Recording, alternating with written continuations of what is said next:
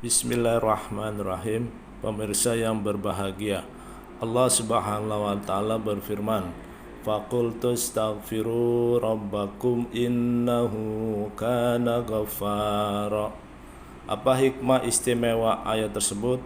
Mari kita ikuti tayangan berikut ini.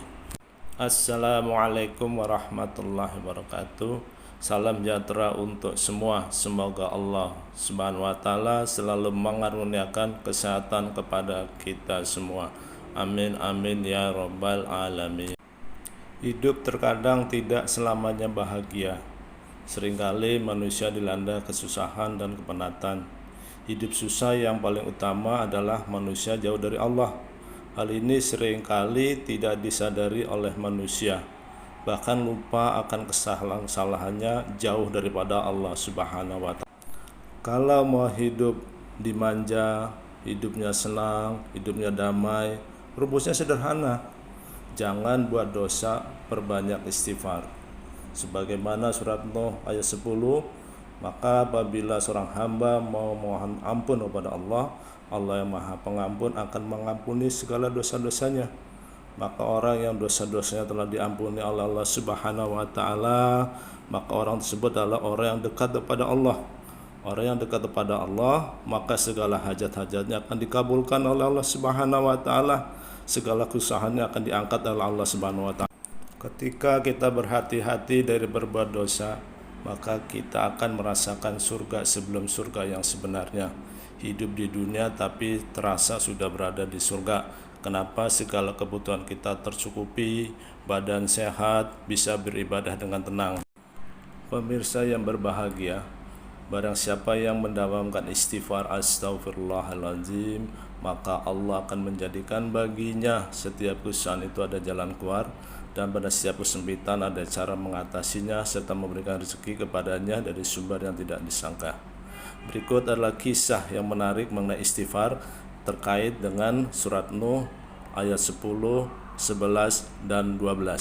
Suatu ketika datang seorang kepada Imam Hasan al-Basri mengadukan masalahnya.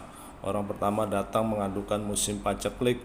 Kemudian Imam Hasan al-Basri berkata kepadanya, "Istighfarlah engkau kepada Allah, mohon ampunlah kepada Allah, istighfarlah engkau kepada Allah Subhanahu wa taala."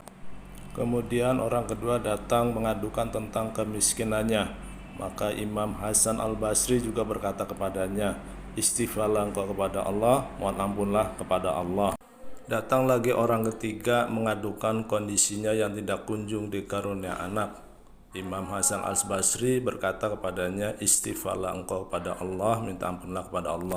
Melihat hal itu, muridnya bertanya, "Kenapa jawabannya istighfar semua?" Maka Imam Hasan al-Basri menjawab, "Aku tidak menjawab berdasarkan pikiranku sendiri, tetapi karena Allah Subhanahu wa taala telah mengatakan dalam firman-Nya di surat Nuh ayat 10 sampai ayat 12. Bismillahirrahmanirrahim.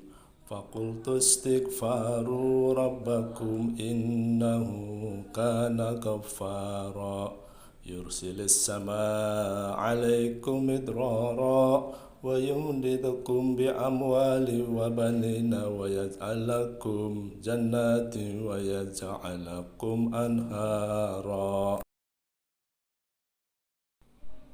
Maka aku berkata kepada mereka, "Mohonlah ampunan kepada Tuhanmu, sungguh Dia Maha Pengampun. Niscaya Dia akan menurunkan hujan yang lebat dari langit kepadamu, dan Dia memperbanyak harta dan anak-anakmu, dan mengadakan kebun-kebun untukmu, dan mengadakan sungai-sungai untukmu." Quran Surat Nuh 10 sampai dengan 12. Pemirsa yang berbahagia, marilah kita amalkan istighfar. Caranya dengan sholat tahajud minimal 2 rakaat. Kemudian kita istighfar 1000 kali. Bayangkan kemaksiatan yang pernah kita buat, kita tetaskan air mata, kemudian berdoa sesuai hajat yang kita inginkan. Keempat, hindari dosa, lalu lihat hasilnya selama 40 hari kemudian. Semoga dengan istighfar yang kita buat, Allah ampuni dosa-dosa kita, Allah cinta kepada kita, dan hajat kita terpenuhi.